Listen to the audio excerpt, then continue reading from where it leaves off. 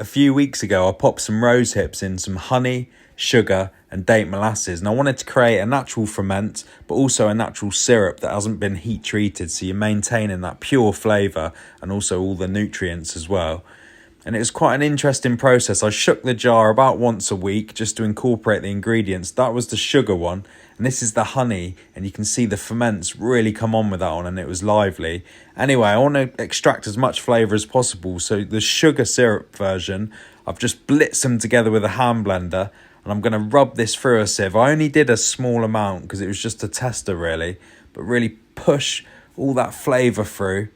And you can see the colour and also the thickness. I was surprised how thick it was, and I've just popped that into a bottle. And I'm going to store this in a bottle and still keep it at room temperature because I want to see if the ferment's going to carry on and see if it enhances the flavour or changes it in any way, or it maybe even make it slightly looser. But look at that.